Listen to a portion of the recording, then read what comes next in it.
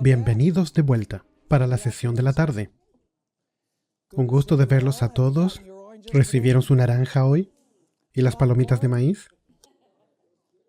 No se olviden de venir mañana, pueden haber otras sorpresas. Tú nunca sabes. Hoy día vamos a estudiar la lección o el capítulo 8.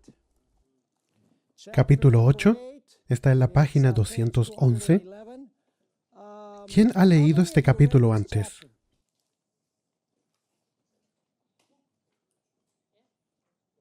Cerca de 5 o 6. Ese no es un mal porcentaje, de 40. Bien, tengamos una palabra de oración para comenzar la sesión de la tarde. Y luego comenzaremos esta reunión. Padre que estás en los cielos, gracias por el buen tiempo de descanso que pudimos tener. Entre la sesión de la mañana y la sesión de la tarde, te agradecemos que podemos volver aquí y volver a estudiar tu palabra. En un momento en que el mundo está en confusión, debido a este virus, que puede causar cosas que ni siquiera las guerras pueden causar, nos sentimos confortados por tu palabra, que tú estás sentado en el trono y que todo está bajo tu control. Y sabemos que si dedicamos nuestra vida a ti, tú estarás con nosotros todo el camino hasta el final.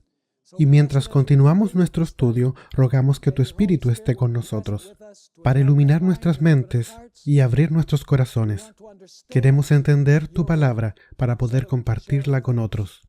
Continúa con nosotros, oh Señor, bendícenos y manténnos en tu cuidado. Te lo rogamos en el nombre precioso de Jesús. Amén. Muy bien, tú te preguntarás, ¿por qué vamos a estudiar ahora Mateo y Lucas? Bien, porque Mateo y Lucas están relacionados con Apocalipsis 11, verso 2. Así que tenemos que revisar eso también. Así que vamos ahora a la página 211. Un estudio de los dos testigos en Apocalipsis 11 no estaría completo sin tomar un poco de tiempo para estudiar los pasajes paralelos en Mateo 24 y Lucas 21. Estos capítulos tratan directamente con lo que hemos estado estudiando en las últimas 2 sesiones. Así que ahora vamos a Mateo 24. Y van a notar que en este capítulo hay 4 señales secuenciales. Hay muchas señales ahí, pero quiero que nos concentremos en 4 de ellas. La primera señal es la destrucción de la Jerusalén terrenal. Y encontramos eso en los versos 15 al 20. Tú tienes que leer esos textos en tu tiempo libre para que veas la idea. Voy a dar solo resumen ahora. La segunda señal que se da en Mateo 24 es un periodo de tribulación. La tercera señal que se da es señales en el sol y la luna. A propósito, el periodo de tribulación se menciona en los versos 21 al 28. Las señales en el sol y la luna se ven en el verso 29. Y luego, la última señal es que los poderes en los cielos serán sacudidos y el Hijo del Hombre aparece. Así que esas son las señales secuenciales que encontramos en Mateo 24. La destrucción de la Jerusalén terrenal, un periodo de tribulación, señales en el sol y la luna, y los poderes en los cielos son sacudidos cuando el Hijo del Hombre aparece. Ahora, cuando comparas los pasajes paralelos de Lucas, porque Lucas 21 presenta las mismas ideas que se encuentran en Mateo 24. Cuando ves Lucas 21, pareciera que existiesen solo 3 señales, y no 4. ¿Cuáles son estas 3 señales? La destrucción de la Jerusalén terrenal, esos son los versos 20 al 24. Señales en el sol, la luna y las estrellas, ese es el verso 25. Y los poderes de los cielos son sacudidos cuando aparece el Hijo del Hombre, esos son los versos 25 y 26. Así que la pregunta es, ¿qué señal no está en Lucas 21, pero que sí aparece en Mateo 24? Es la señal acerca de la tribulación. Lucas no menciona ninguna señal con respecto a la tribulación. Sin embargo, la pregunta es, ¿la tribulación realmente no aparece en Lucas 21? La respuesta es no. Lucas simplemente describe la tribulación en una forma diferente de lo que lo hace Mateo 24.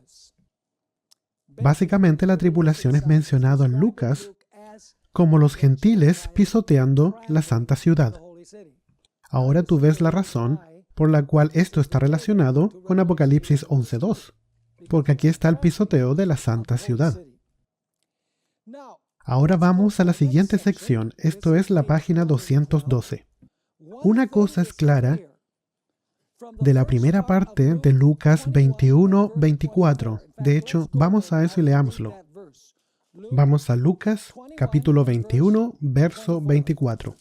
Y veamos qué hecho es claro ahí con respecto a este versículo en particular. Y dice ahí, y caerán, esos son los judíos, a filo de espada, y serán llevados cautivos a todas las naciones.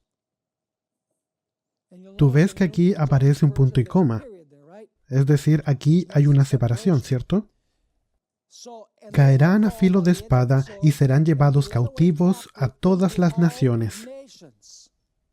Y ahora quiero que noten la segunda parte del verso. Y Jerusalén será hollada por los gentiles hasta que los tiempos de los gentiles se cumplan. ¿Tiene esto algo que ver con Apocalipsis 11, verso 2? Eso es muy claro. En vez de los 42 meses, ahí dice el tiempo de los gentiles, ¿cierto? Y tienes también ahí una mención de Jerusalén. Entonces, notarás aquí en Lucas 21, verso 24, que tenemos aquí la destrucción literal de la Jerusalén, también literal, con su templo literal, en la primera parte de Lucas 21, verso 24. Esta es la parte donde dice, y caerán a filo de espada y serán llevados cautivos a todas las naciones. Punto y coma. Pero por otro lado, la segunda parte de Lucas 21, verso 24, describe el pisoteo de la Jerusalén espiritual por gentiles espirituales durante un periodo simbólico. En otras palabras, Lucas 21:24 está hablando de dos pisoteos de la ciudad. La primera se refiere a la Jerusalén literal. La segunda parte del verso se refiere a la Jerusalén espiritual. Ahora, notemos qué principios se ajustan aquí. Louis Weir, que tiene material realmente fantástico, tenemos muchos libros de él aquí en Secret and Seal, en nuestra tienda, expresa este principio de cómo podemos decir que Lucas 21:24, la primera parte, describe la destrucción de la Jerusalén literal, mientras que la segunda parte describe el pisoteo de la Jerusalén espiritual por los gentiles durante 42 meses. Este es el principio. En su libro, El Rey del Norte en Jerusalén, página 75, él escribe, al pasar a la era cristiana, hay una transición automática. ¿De qué? De la Babilonia literal a la espiritual. ¿Acaso la Babilonia de Apocalipsis es realmente donde está Irak ahora? No, claro que no.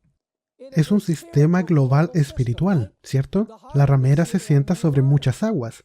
Todas las naciones y lenguas y multitudes siguen a la ramera. La Babilonia del tiempo del fin es global. En el Antiguo Testamento, donde la Jerusalén era gente literal, Babilonia es ¿qué? Literal también. Ese es un principio muy importante. La declaración continúa. Al pasar a la era cristiana, hay una transición automática de la Babilonia literal a la espiritual. De la Jerusalén literal a la ¿qué? A la Jerusalén espiritual, desde las tierras literales de Israel y Babilonia hasta sus antitipos espirituales. ¿Cuál es el antitipo espiritual de Babilonia? El papado. ¿Cuál es el antitipo espiritual de Jerusalén? Los santos del Altísimo. ¿No son ellos enemigos en Daniel 7 y en Apocalipsis 13? Absolutamente. Así que, ¿qué es Jerusalén en el periodo de la iglesia cristiana? Es la iglesia. ¿Qué es Jerusalén cuando Jerusalén fue destruida por los romanos. Es la Jerusalén literal. Así que si estamos viendo Jerusalén literal, entonces el tema es sobre Jerusalén literal. Pero si hablamos de la Jerusalén espiritual, entonces aquí Jerusalén es simbólica. ¿Están entendiendo el principio? A propósito, ¿cuándo el tiempo de la gracia se cerró para la Jerusalén literal? En el año 34, cuando Esteban fue apedreado. Ahí tienes la transición aquí, a la iglesia cristiana, que es la Jerusalén espiritual.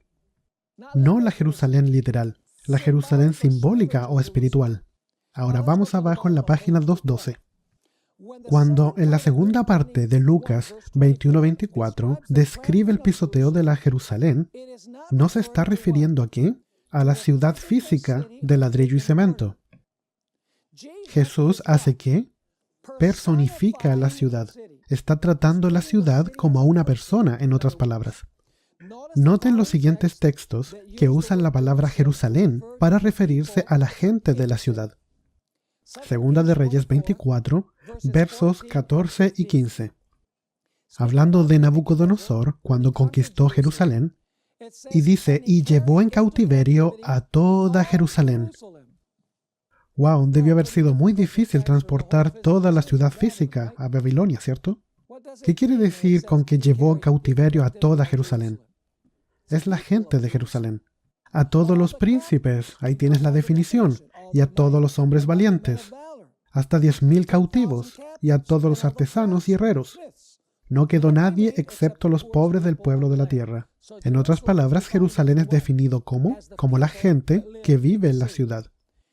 Jesús, en Lucas 19, del 41 al 44, dice algo similar. Jesús aquí está descendiendo del Monte de los Olivos a Jerusalén por última vez en su ministerio, y dice ahí, y cuando llegó cerca de la ciudad, al verla, lloró sobre ella, diciendo, oh, si tú también conocieses, ¿a quién le está hablando Jesús? A la ciudad. Y bueno, ¿la ciudad puede oír lo que le está diciendo? Una vez más, a Jerusalén se le refiere como ¿qué? Como a sus habitantes. Y cuando llegó cerca de la ciudad, al verla, lloró sobre ella, diciendo, oh, si también tú conocieses, a lo menos en este tu día, lo que es para tu paz. Mas ahora está encubierto de tus ojos, porque vendrán días sobre ti, cuando tus enemigos te rodearán con vallado, y te sitiarán, y por todas partes te estrecharán, y te derribarán a tierra, y a tus hijos dentro de ti. Así que no solamente la ciudad física, sino también ¿qué? Los niños que viven ahí. Y te derribarán a tierra y a tus hijos dentro de ti, y no dejarán en ti piedra sobre tierra, por cuanto no conociste el tiempo de tu visitación. Así que, ¿qué es Jerusalén? En el Antiguo Testamento, Jerusalén es la población que vivía ahí. En la era de la iglesia, ¿qué es Jerusalén? Es los miembros de la iglesia cristiana, que es global ahora, si tú quieres. Noten ahora Mateo 23, del 37 al 39. Una vez más, Jesús personifica a Jerusalén. Jerusalén, Jerusalén, que matas a los profetas y apedreas a los que te son enviados. ¿Cuántas veces quise juntar a tus hijos como la gallina junta sus polluelos debajo de sus alas? Así que son los hijos, ¿cierto? Que es la ciudad. Y no quisiste.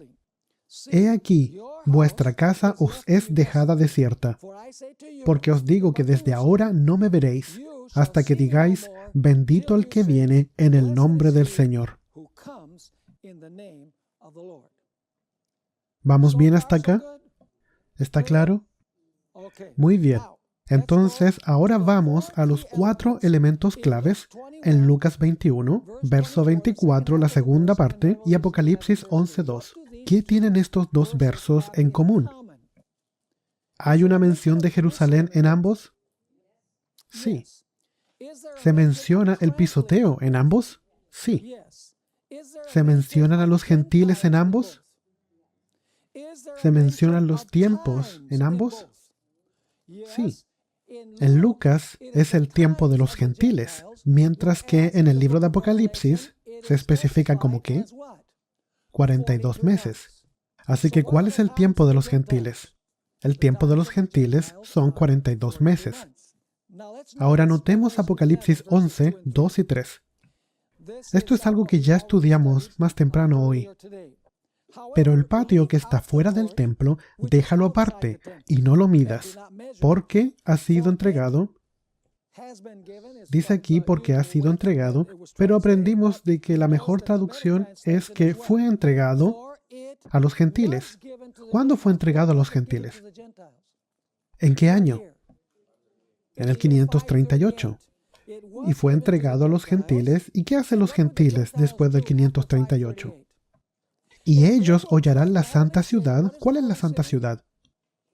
¿Cuál es la santa ciudad? Sí, Jerusalén. ¿Qué clase de Jerusalén? La Jerusalén espiritual, porque aquí estamos en la era de la iglesia. Ya no tratamos más acerca de la Jerusalén literal. Estamos hablando de la era de la iglesia. Ahora leamos de nuevo Apocalipsis 11, 2 y 3. Pero el patio que está fuera del templo, déjalo aparte y no lo midas, porque fue entregado a los gentiles y ellos hollarán la santa ciudad 42 meses. Y daré a mis 2 testigos que profeticen por 1260 días vestidos de cilicio.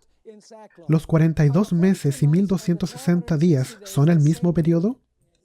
Sí, son el mismo periodo. Ahora, aquí viene un punto clave.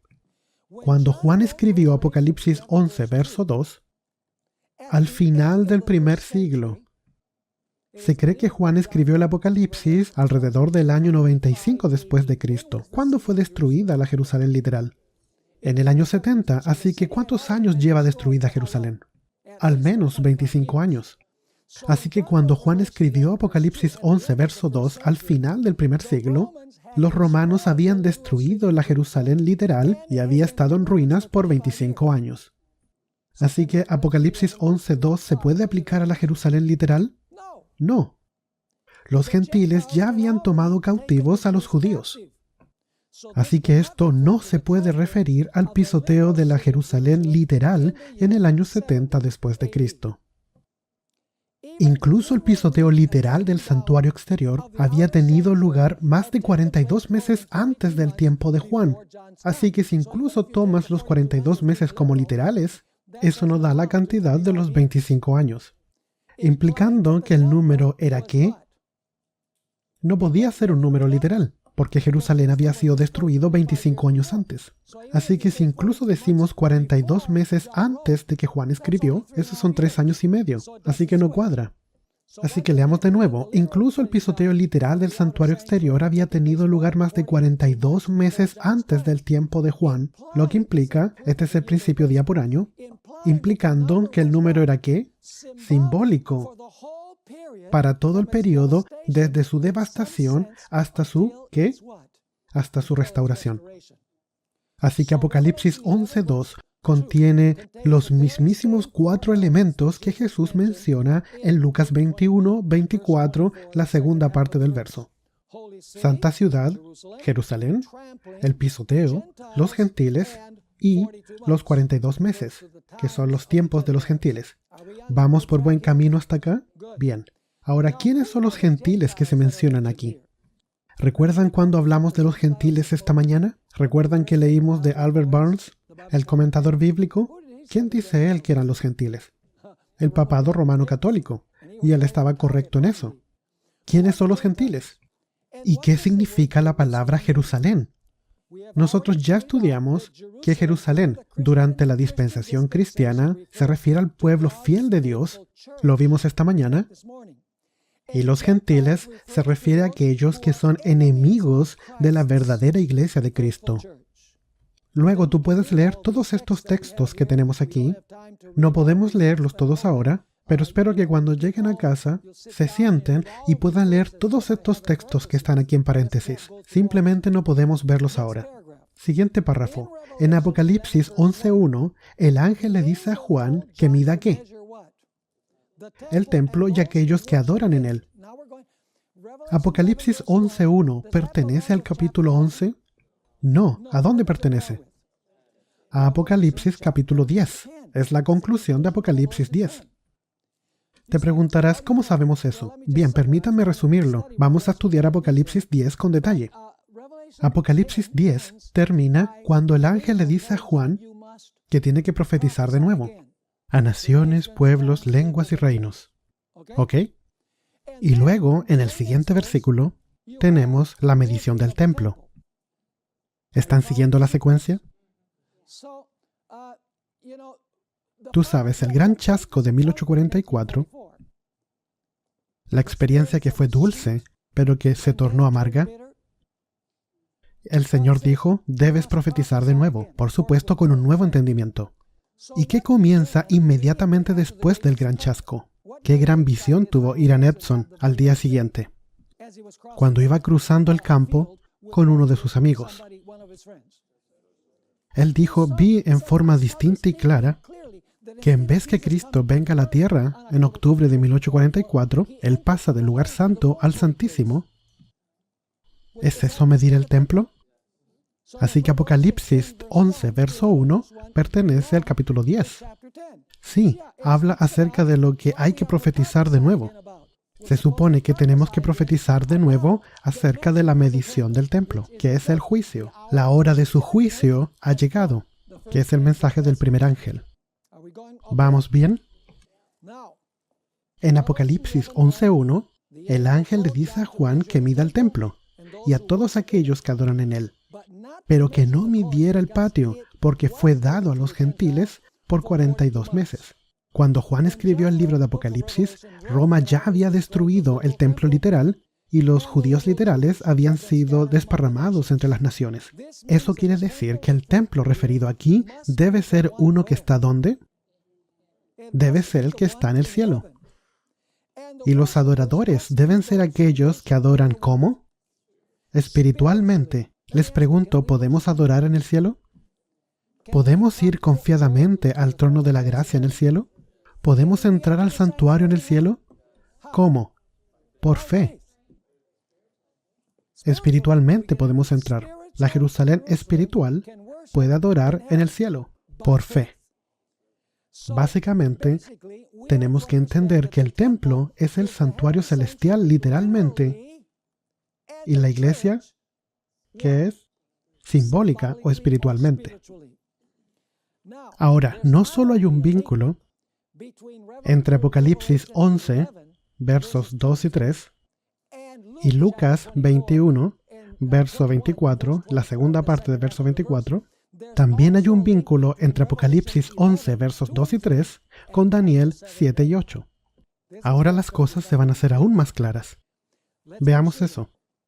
De acuerdo a Apocalipsis 11, verso 2, el pisoteo de la ciudad ocurre por un periodo de ¿cuánto tiempo? 42 meses.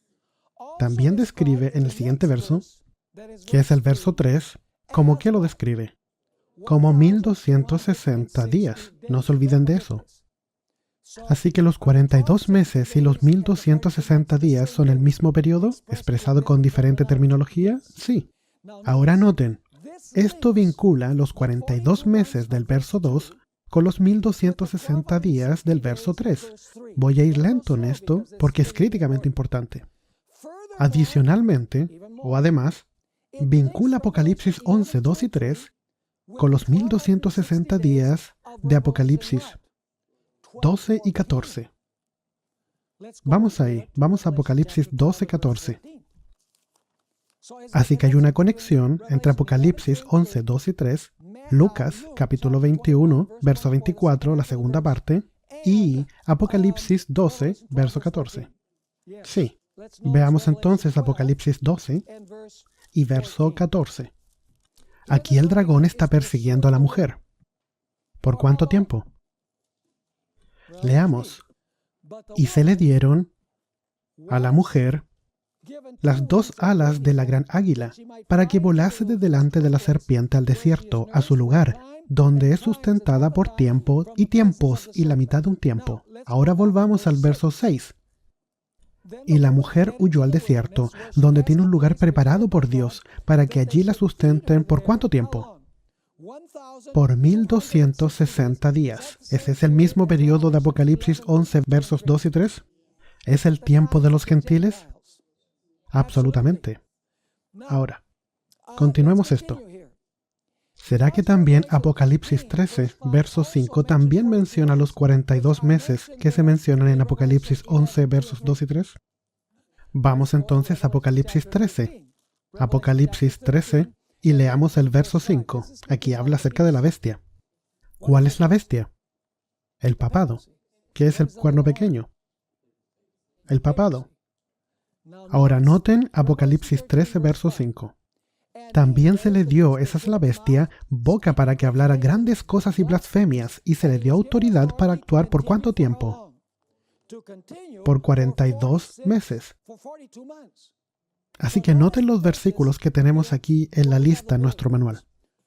42 meses, Apocalipsis 11.2, 1260 días, Apocalipsis 11.3, 1260 días, Apocalipsis 12.6, 42 meses, Apocalipsis 13.5. ¿Y notaron que también tenemos tiempo, tiempos y la mitad de un tiempo? Ahí en Apocalipsis 12. ¿Dónde encontramos eso también? En Daniel 7, verso 25. Así que esta es mi pregunta. Apocalipsis 11, versos 2 y 3. Lucas 21, verso 24, la segunda parte del verso. Apocalipsis capítulo 12, verso 6 y verso 14. Apocalipsis 13 y verso 5. Daniel capítulo 7, verso 25. ¿Esos versículos están hablando de exactamente el mismo poder? Sí. Y ahora tenemos un problema muy interesante, porque una vez más tenemos la importancia de la estructura literaria. Por ejemplo, Apocalipsis capítulo 12 menciona a la bestia persiguiendo a la mujer por tiempo, tiempos y la mitad de un tiempo. Eso es del 538 a 1798. Pero espera un momento. ¿Pero no fue que en el capítulo 11 estudiamos de la Revolución Francesa? Eso fue alrededor de 1790. Así que Apocalipsis 11 y 12 ¿están en orden cronológico? No están en orden cronológico. ¿Qué está haciendo Apocalipsis 12? Ahora va a ir atrás y va a amplificar algunos detalles que vimos en Apocalipsis 11. Apocalipsis 13 menciona los 42 meses, así que todavía hay algo que decir en Apocalipsis 13, que ya fue dicho en Apocalipsis 12 y que ya fue dicho en Apocalipsis 11. ¿Me están siguiendo? Esa es la importancia de la estructura literaria del libro de Apocalipsis. Ahora continuemos, estamos en la mitad de la página 215. Para entender Apocalipsis 11, 2 y 3, debemos ir atrás a las raíces del Antiguo Testamento de esta profecía y encontrar esas raíces. ¿Dónde? En Daniel 7, 21 y 25. En Daniel 8 también, versos 11 al 13, y en Daniel 11, versos 31 al 35. En estos versículos encontramos un poder que pisotea bajo sus pies, que pisotea el templo de Dios y a sus verdaderos adoradores, no por el Imperio Romano, sino por qué, sino por un cuerno pequeño rebelde que introduce la idolatría a la adoración cristiana, que termina causando desolación. Vamos rápidamente a Daniel 8, donde se describe el cuerno pequeño. Daniel capítulo 8. ¿Hay alguna idea sobre pisotear en Daniel 8? Sí, el cuerno pequeño. ¿Ese es el mismo cuerno pequeño de Daniel 7? Sí. Así que veamos ahora Daniel 7 y comencemos a leer desde el verso 11. Aún se engrandeció contra el príncipe de los ejércitos. ¿Quién es el príncipe de los ejércitos? Jesús. Y por él fue quitado el continuo sacrificio. ¿Qué es el continuo?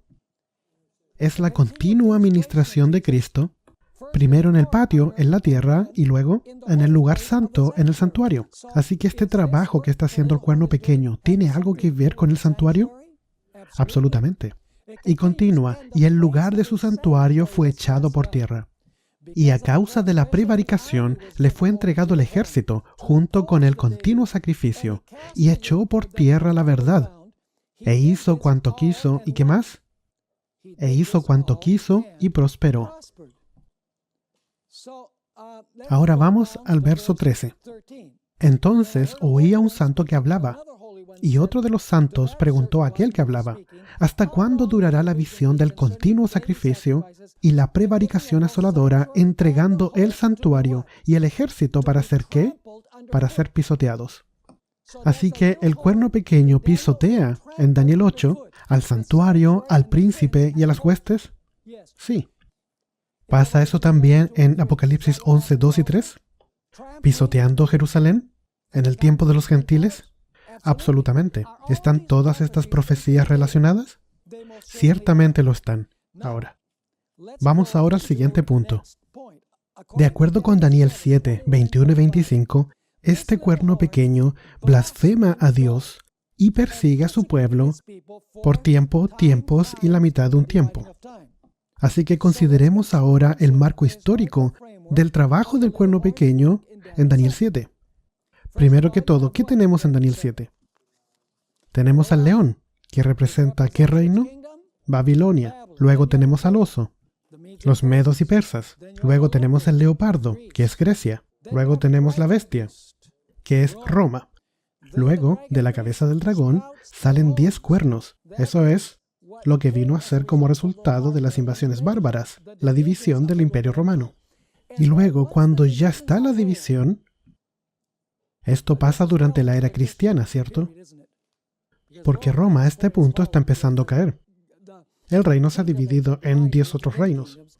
Tienes un pequeño cuerno que aparece, y luego, ¿por cuánto tiempo este cuerno gobierna? Por tiempo, tiempos y la mitad de un tiempo. Leámoslo, Daniel 7:25. Y el cuerno pequeño hablará palabras contra el Altísimo, y a los santos del Altísimo quebrantará, y pensará en cambiar los tiempos y la ley, y serán entregados en su mano hasta tiempo y tiempos y medio tiempo. Así que les pregunto ahora, ¿Daniel 7:25 está conectado con Apocalipsis 11, versos 2 y 3? ¿Qué tal Apocalipsis 12, versos 6 y 14? ¿Qué tal Apocalipsis 13, verso 5? ¿Qué tal Lucas 21, verso 24, la segunda parte? Están todos vinculados. Todos describen exactamente el mismo periodo. Continuemos esto. Inmediatamente después del nefasto trabajo del cuerno pequeño, ¿qué comienza? En Daniel 7. El juez se sienta y los libros se abren. Así que inmediatamente después del gobierno del cuerno pequeño, ¿qué comienza? El juicio. El Padre se sienta en su trono y luego el Hijo viene al Padre para recibir ¿qué? Para recibir su reino. ¿Cuál es su reino? La gente que pertenece al reino. ¿Cómo se determina qué personas pertenecen al reino? Él tiene que hacer un juicio. Así que noten, inmediatamente después del trabajo del cuerno pequeño, tenemos el juicio. Así que, ¿qué esperaríamos después de los 1260 días o de los 42 meses en el cual los gentiles pisotean Jerusalén? ¿Qué esperaríamos que sea lo siguiente? ¿Tenemos que ser el rey Salomón para entenderlo? No. Esperaríamos el juicio, ¿cierto? Así que Apocalipsis 11 nos cuenta que después del gobierno del cuerno pequeño, ¿el templo va a ser medido? Absolutamente. La secuencia es la misma. Así que continuemos ahora. Inmediatamente después del nefasto trabajo del cuerno pequeño, el juicio en el cielo comienza. Este orden en los eventos es muy similar a Apocalipsis 11 del 1 al 3, donde la medida del templo celestial viene después del pisoteo de Jerusalén por 42 meses. Así que el cuerno pequeño gobierna por tiempo, tiempos y la mitad de un tiempo, y después de eso el juicio. Y en Apocalipsis 11, los gentiles pisotean Jerusalén por 42 meses y luego de eso inmediatamente el juicio. Tú sabes, esta idea del juicio investigador no es una idea que inventó Ellen White.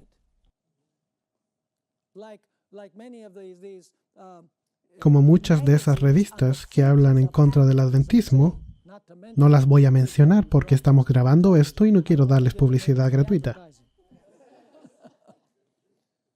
Estos versos prueban que la medida del templo viene después del pisoteo de la ciudad y no viceversa. ¿Estaba bien la traducción? ¿Fue dado a los gentiles a la luz de lo que hemos estudiado hasta acá? Absolutamente. Ahora continuemos. Daniel 8 además amplifica el nefasto trabajo del poder del cuerno pequeño a través de específicamente diciendo que pisoteó ¿qué? El santuario y a la hueste. El lenguaje es muy similar a Apocalipsis 11, versos 2 y 3. Daniel 8 describe dos estados distintos del poder del cuerno pequeño. Un estado es horizontal y el otro es vertical. Tú sabes, hay un solo cuerno pequeño que representa las dos Romas, Roma pagana y Roma papal. Al principio, el cuerno pequeño iba conquistando geográficamente, horizontalmente, pero luego, en algún punto, el cuerno pequeño se transforma. Se transforma en un poder que ataca el cielo. Leamos aquí Daniel 8, verso 9. Y de uno de ellos, este es uno de los 4 vientos, porque el reino de Alejandro había sido dividido.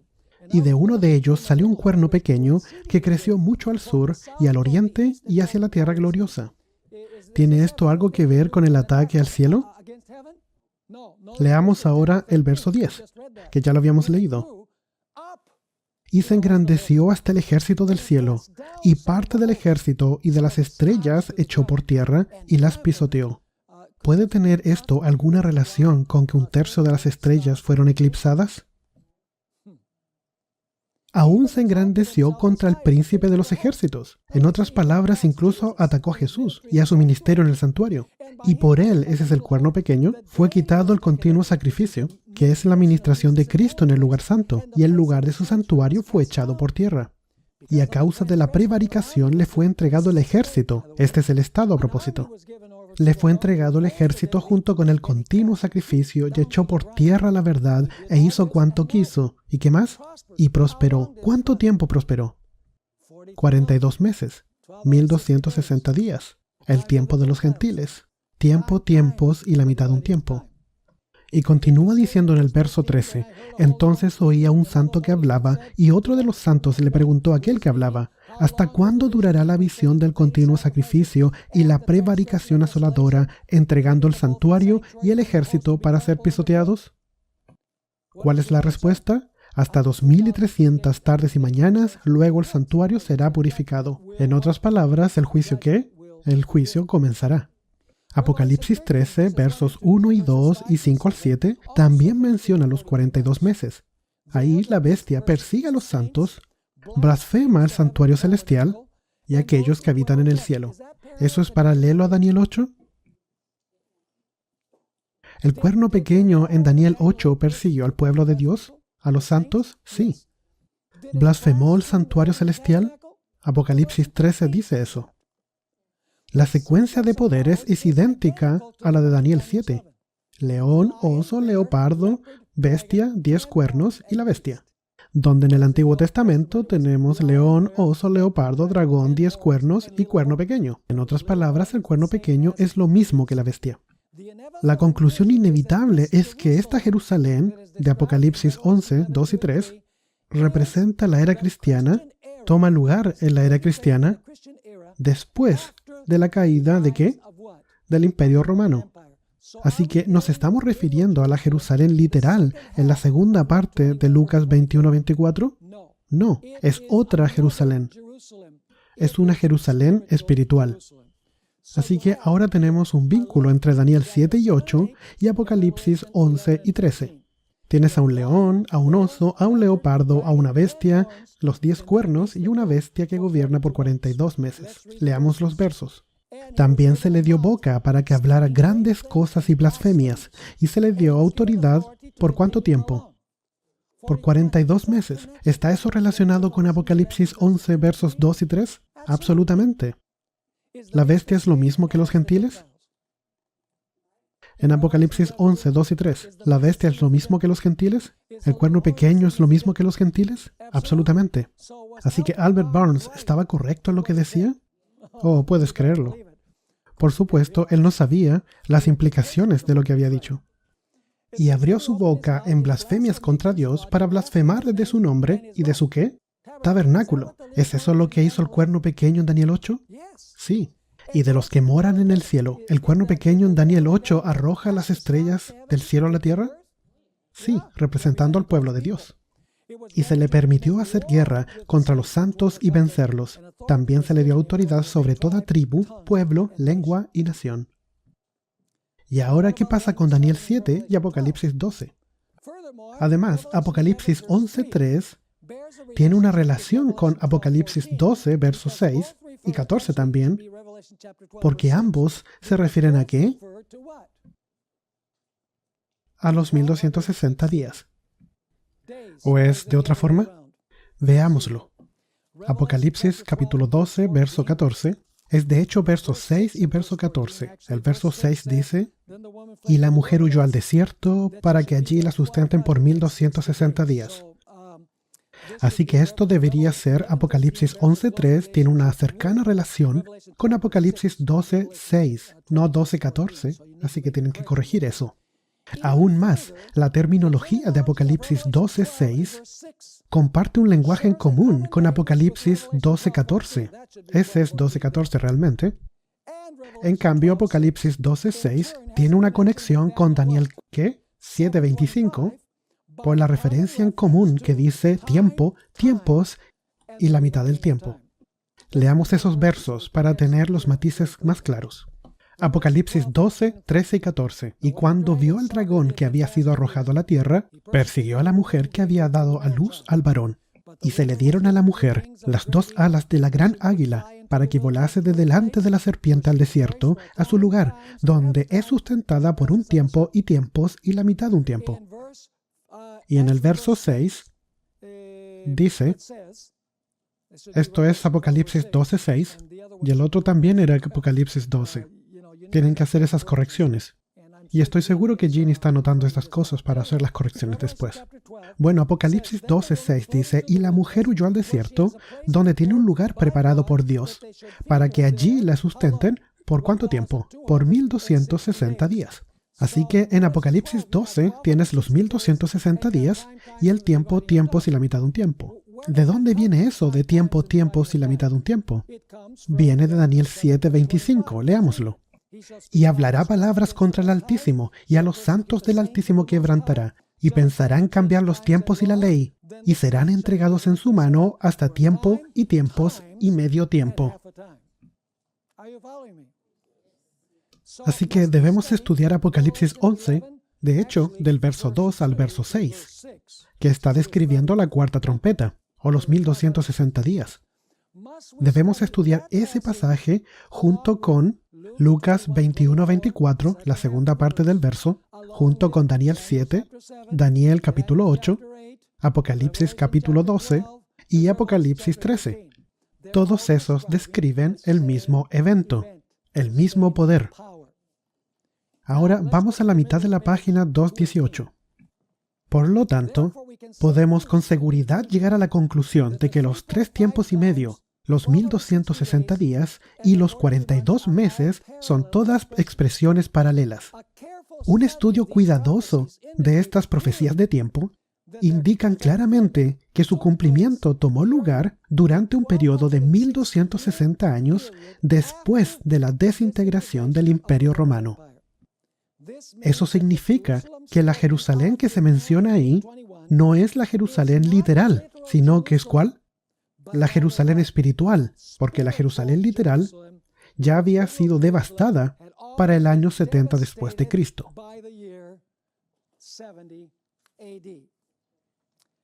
Bien, una vez más Albert Barnes. Me gustaría que él hubiera estado aquí hoy día. Él no tenía toda la luz, ¿sabes?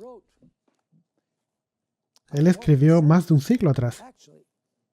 Miren lo que escribió, dio justo en el blanco. Los 42 meses abarcarían todo el periodo de ascenso y predominio del papado. Así que Albert Barnes creía en el principio día por año. Por supuesto creía en eso. Los reformadores protestantes creían en el principio día por año. ¿Tú sabes cuándo eso desapareció? Tienes que leer mi libro, Futurismo, un viaje increíble. Ahí documento por qué el mundo protestante abandonó el principio día por año. Porque los mileritas utilizaron el principio día por año para decir que Cristo venía en octubre de 1844 y cuando Jesús no vino, ellos dijeron el método estaba equivocado. Muy triste. Sigamos. Los 42 meses abarcarían todo el periodo de ascenso y predominio del papado. ¿Eso duró más que 42 meses literales? Por supuesto. O todo el tiempo de la continuación de esa dominación corrupta en que la cristiandad sería pisoteada y corrompida por ella. Así que, de acuerdo con él, ¿quién eran los gentiles? el papado. ¿Y qué es Jerusalén? El cristianismo, ¿cierto? Y luego continúa, así considerando, esto expresaría apropiadamente el tiempo de la ascensión del poder papal y el final de los 42 meses, o 1260 años. Denotaría el tiempo cuando la influencia de ese poder cesaría. En otras palabras, nos da el punto de inicio y el punto de término del dominio del papado. Incluso las rocas clamarán. Si los adventistas no lo ven, el Señor utiliza personas de otras iglesias que han tenido solo destellos de luz, para que la gente diga, bueno, los adventistas no estaban tan locos al fin y al cabo. Bueno, vamos ahora a nuestro punto final de este segmento. Pensamientos en Daniel 9, versos 26 y 27. ¿Cuántas destrucciones de Jerusalén tú puedes ver ahí en Daniel 9, 26 y 27? 2. Tú dices, espera un minuto. De hecho, hay 3 ahí. Espera un minuto. Leamos los versículos. Daniel 9, 26 y 27. Leamos el párrafo primero y luego los versículos. Hemos llegado a la conclusión de que las dos mitades de Lucas 21-24 describen dos pisoteos distintos y dos Jerusalén distintas. La primera mitad describe la Jerusalén literal pisoteada por los romanos literales. La segunda parte del verso describe el pisoteo de la Jerusalén espiritual por una Roma espiritual. Ese es el papado. Apocalipsis 11:2 expande la segunda mitad de Lucas 21-24. Ahora leamos Daniel 9, versos 26 y 27. Tú recuerdas que Dios le permitió a los judíos, ¿cuántas semanas? 70 semanas. Voy a darte 70 semanas más de gracia. Esta es tu oportunidad. Y si no te corriges, te voy a despachar. Es básicamente lo que dice. Ahora, noten Daniel 9, 26. Y después de las 62 semanas, eso es 62 más 7, así que son 69 semanas, se quitará la vida al Mesías. Mas no por sí. ¿A qué se refiere eso? A la muerte de Jesús. Y el pueblo de un príncipe que ha de venir. ¿Quién es el pueblo del príncipe que va a venir? El pueblo son los judíos. ¿Y quién es el príncipe? Jesús.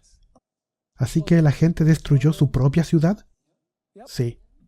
¿Y el pueblo del príncipe que ha de venir, qué va a hacer? Destruirá la ciudad y el santuario. ¿Qué ciudad y qué santuario? Así que al final de las 70 semanas, ¿qué va a pasar? Eventualmente, Jerusalén y el santuario serían ¿qué? Destruidos. ¿Cuándo se cumplió eso? En el año 70. Y luego describe cómo será. Y su fin será como ¿qué? Con inundación. Y hasta el fin de la guerra durarán las devastaciones. Así que tenemos la palabra devastaciones. Y por otra semana confirmará el pacto con muchos, vuelve atrás para hablar de la última semana. A la mitad de la semana hará cesar el sacrificio y la ofrenda. Y luego se refiere de nuevo a la destrucción de Jerusalén. Después, con la muchedumbre de las abominaciones, vendrá ¿el qué? El desolador. Mateo 24 se refiere al ejército romano como la abominación desoladora. Absolutamente. Y por otra semana confirmará el pacto con muchos. A la mitad de la semana hará cesar el sacrificio, la ofrenda. Después, con la muchedumbre de las abominaciones, vendrá el desolador, hasta que venga la consumación y lo que está determinado se derrame sobre el desolador. Así que estos versículos describen el pisoteo ¿de qué? De la Jerusalén literal en el año 70. Y es significativo que las mismas palabras abominación y desolación que aparecen en Mateo 24:15 aparecen aquí también. Es probable que Daniel 9, 26 y 27 se refiere no solo a la futura desolación de la Jerusalén literal en el año 70, sino también como una subsecuente desolación en el tiempo del fin. Parece ser que ese es el caso porque la palabra plural desolaciones implica más de una desolación. En otras palabras, la palabra en plural implica más de una desolación. Si ese es el caso, entonces la primera parte de Daniel 9, 26 y 27 muestra la primera desolación de la Jerusalén literal en el año 70, mientras que la segunda parte de Daniel 9, 27 describe la desolación de la Jerusalén espiritual, que Jesús describe en la segunda parte de Lucas 21, 24.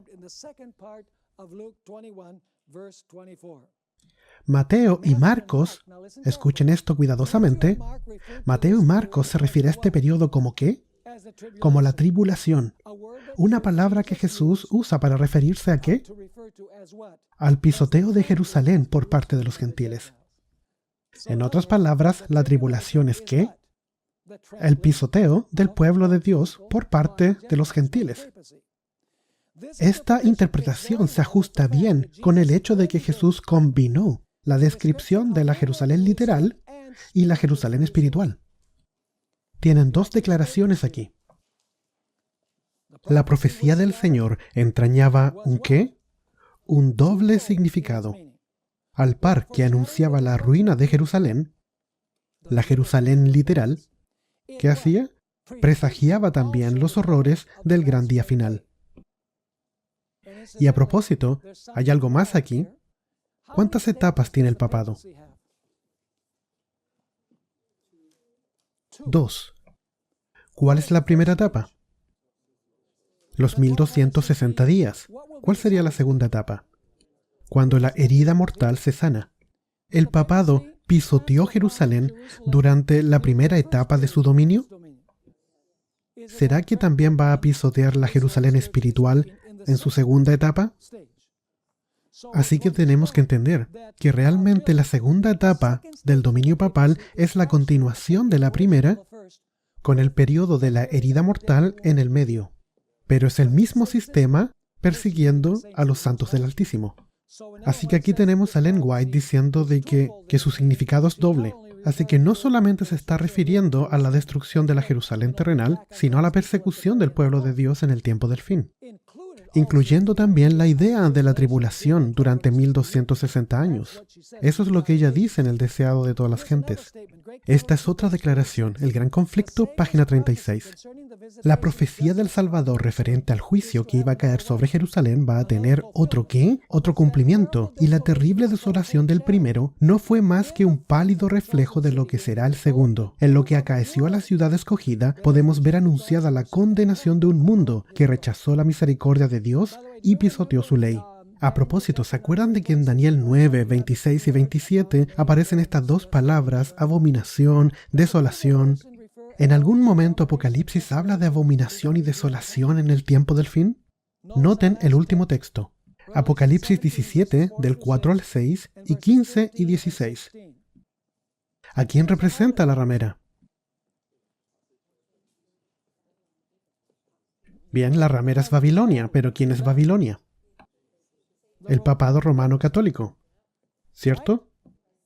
Ahora noten la aplicación del tiempo del fin de esto. Apocalipsis 17, del 4 al 6, hablando de la ramera. Y la mujer estaba vestida de púrpura y escarlata, y adornada de oro, de piedras preciosas y de perlas, y tenía en la mano un cáliz de oro lleno de ¿qué? Esa es una de las palabras clave. Abominaciones, y de la inmundicia de su fornicación. Y en su frente un nombre escrito, un misterio, Babilonia la Grande, la madre de las rameras y de las ¿qué? Abominaciones de la tierra. Vi a la mujer ebria de la sangre de los santos y de la sangre de los mártires de Jesús. ¿Es eso lo que pasó durante los 1260 años? ¿El pisoteo del pueblo de Dios? Sí, ¿fue la misma ramera? ¿Estaba ella llena de las mismas abominaciones? Sí, solo que esta es la dimensión del tiempo del fin. Hubo una durante los 1260 años, esta es la última. Y continúa, y cuando la vi, quedé asombrado con gran asombro. Ahora noten verso 15. ¿Qué le va a pasar a la ramera? Debido a sus abominaciones, ¿qué es lo que va a pasar? Ella va a ser dejada ¿cómo? Desolada.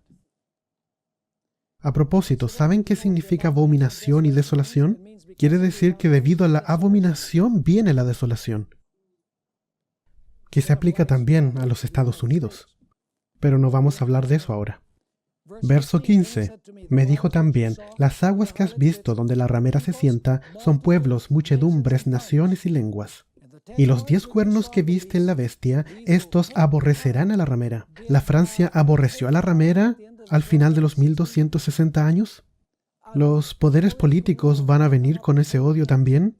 Sí. Y los 10 cuernos que viste en la bestia, estos aborrecerán a la bestia y la dejarán como, otra palabra clave, desolada y desnuda, y devorarán sus carnes y la quemarán con fuego. A propósito, eso quiere decir que estarán realmente molestos. Aún más, este es el último párrafo. Segunda de Tesalonicenses 2 explica que habría un gran periodo de apostasía antes de la segunda venida de Jesús. ¿Verdadero o falso? Vamos a Segunda de Tesalonicenses 2. Aún nos queda unos pocos minutos para terminar. Vamos a Segunda de Tesalonicenses 2. ¿Será que los tesalonicenses esperaban la segunda venida de Jesús en su tiempo? Sí, en Primera de Tesalonicenses el apóstol Pablo dice, los que vivimos, los que hayamos quedado, seremos arrebatados. Así que ellos dicen, oh, vamos a estar vivos. Así que el apóstol Pablo escribe una segunda epístola y dice, no. Dicen, ustedes no me entendieron. Jesús no va a venir hasta que pase un gran periodo de apostasía entre medio. Noten Segunda de Tesalonicenses, capítulo 2, verso 3. Nadie os engañe en ninguna manera, porque no vendrá, ese es el día de la segunda venida, porque no vendrá sin que antes venga la apostasía y se manifieste el hombre de pecado. ¿Quién es el hombre de pecado? El cuerno pequeño, la bestia, la ramera, el rey del norte, la abominación y desolación. No importa el nombre que utilices. ¿Y qué es lo que va a hacer? ¿Va a atacar a Dios? Sí. El cual se opone y se levanta contra todo lo que se llama Dios o es objeto de culto, tanto que se sienta ¿dónde? ¿Acaso el cuerno pequeño atacó el santuario? ¿Usurpó la posición de Cristo? Sí, así que dice, el hombre de pecado se sienta en el templo de Dios como Dios, haciéndose pasar por Dios. Así que, ¿pudimos seguir este estudio? Lo hicimos, pero poco tiempo. Lo bueno de esto es que está escrito. Así que cuando tú vuelvas a tu casa, puedes revisarlo, puedes estudiarlo de nuevo, puedes leer todos los versículos que hemos incluido aquí. Así que hasta aquí hemos discutido la primera, segunda, tercera, cuarta y quinta trompeta. Y aún no estamos listos para ir a la sexta trompeta, porque todavía tenemos que estudiar Apocalipsis 10, pero antes que eso, Daniel 12:4.